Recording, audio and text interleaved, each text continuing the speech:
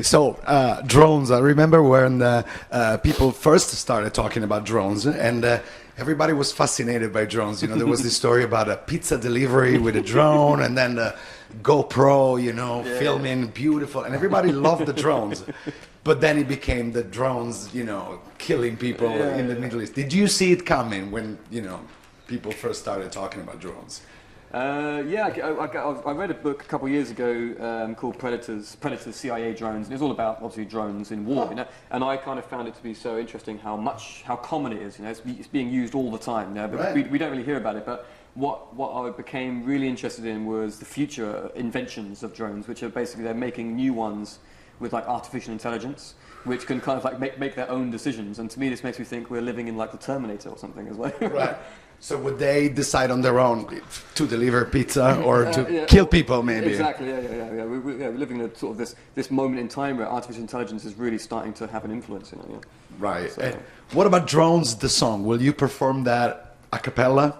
Will everybody? Yeah, Dom's practicing the soprano part. Yeah. It's tough, right? It's a tough one, yeah. It's a tough one, but we'll see whether we can do it with just three of us. We need a fourth person, you know, so it's 4 parts, you know. Right. Yeah, so maybe Morgan can do the alto. That would be embarrassing. Chris obviously does the bass part. Right. I'll do the tenor. Well, you'll have the good drones, though, during the tour, right? Well, actually, we don't know if we're going to use... We want to get ones that look like more like the military ones, but we're going to get them like sort of made in a way where they're either like, I don't know, inflatable or like on cables or something. But we're going to try and create the more like menacing look, like the more kind of scary drones. Scary, right. Maybe like futuristic drones, the future artificial intelligence drones. Yeah. All right, but they'll still be filming the show, and you could see maybe what... I'm talking about like the indoor shows, like the arenas. Right. The festivals, we might be using the friendly ones, you know, that film, but the problem is health and safety, you know. Right. Especially here, we're not allowed to do anything here. Yeah. What was it? I remember we were in, where was it, Rome, and we couldn't go on stage for like, say, for 20 minutes because health and safety is very serious here. Right. Maybe it's the bureaucracy that it's something like that. Yeah. Anyway, I'm always very impressed by the live shows, you know, that you guys play for 2 hours and it's unbelievable, you know. The last time I remember the show in Torino, not only, you know, Matt is playing guitar and singing at the same time, at one point you're like playing an amazing guitar solo and running on the... So do you guys go into physical training or is it just performing becomes the training?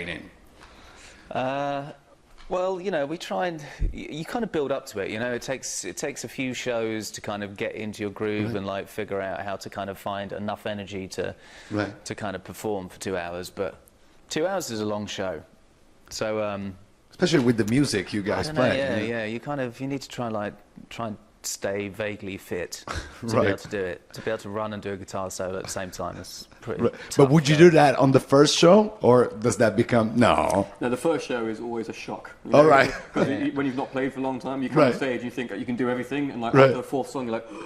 I can't believe it. Yeah. So actually, for me, like the being on tour is where the fitness happens. You know. Yeah. Right. You know, most people would say like, you know, every time we hear like Matt, Dom, and Chris talking, they seem like so positive and optimistic. But then again, if you look into the lyrics of the album, you could think that, you know, paranoia or depression, maybe even. It's a big, you know, inspiration. Yeah.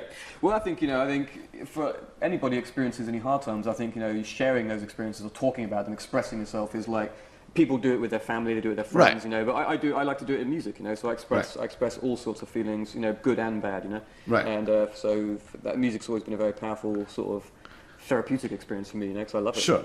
And that's kind of also called empathy, right? When you kind of like, and the whole album is about losing empathy, right? And yeah, there's like a journey on the album. Like kind of starts with Dead Inside, and it ends with Aftermath. You know, it's kind of a person like avoiding feelings and, you know, choosing to go down like a sort of robotic drone-like path, becoming used and sort of manipulated by different powers, oppressive systems.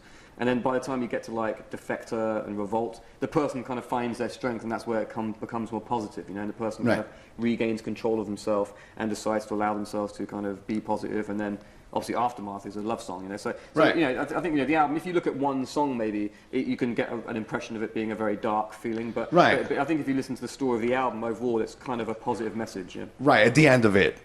So you're saying that, right? Yeah. You're saying that basically each individual can kind of like control the people that try to control him. I think you can't do that, but what you can do is control yourself, you know? Right. Yeah, I mean, these people that, find themselves in military or religious extreme groups or whatever it might be, you know? Right. They, rather than, you don't have to take orders, you know? You can just take orders from yourself, from nobody else, you know? Nice. The last time we talked about, we were talking about the song Unsustainable and sustainability in rock music, you know? There's always a lot of trucks, you know, people drive to the show. And I remember you guys telling me about a weird inventor, maybe in Belgium, that came up with a system. You didn't know at the time if it was going to work or what, but it sounded very Tesla, you know, that he came up with a device that could create energy. Energy. Yeah, I think it turns out he was a con man, I think. Actually, I don't know for sure, but whatever happened, it didn't come to be. Right. There's lots of people that have these inventions. You don't know what's real or what's not real, but you mentioned Tesla, Nikola Tesla. Right. He had some interesting inventions. Right. Really interesting ones that never got used. He had this invention of like shooting electricity into the ionosphere, you know? Right. So electricity would be free from the sky, integrated with lightning and everything like this. Yeah. So that everybody would have free electricity. Right. And but nobody ever tried this idea. I think it should be. But I think also sometimes it's, sometimes they're con artists and sometimes it's really like the lobby of electricity trying to... Yeah. You never know. I think Tesla was definitely not a con man. He was a genius. Right. I hope so, anyway. But you're right. You never know. I mean, I think basically, we live in the oil age. In the oil age, that's what's dominating everything. So I guess at some point we have to transition away from that. Hopefully. Yeah. So Drums is a more stripped down record compared to the last. Is more like the power trio, as they say. Like bass, drums, and guitar. But you still recorded some extra instruments like the strings, and you did it in Milan, right? Mm-hmm. We did, yeah. Why was it in Milan? We've done all of our strings in Milan over the last few years. Yeah, I guess it's Jean-Marie, what's the studio called? Officine Meccanica, yeah. Exactly. Yeah, we've worked there a lot, in the past, and actually, Tommaso Caliva, He's your man. He was our man. But we met him on which album was that? Black Holes, maybe. Black Holes, I think. Yeah, we met him, and he was he was an assistant at that studio. Right. And he actually helped us build studios, and he's been engineering all of our albums and helping everything. So really, we wanted to go back there because he knows the studio so well, and he knows he knows the string finder Eduardo, and these so he knows he has good contacts. So he knows how to find the best string players and all this kind of stuff. So we thought coming to Milan was the best choice. Yeah.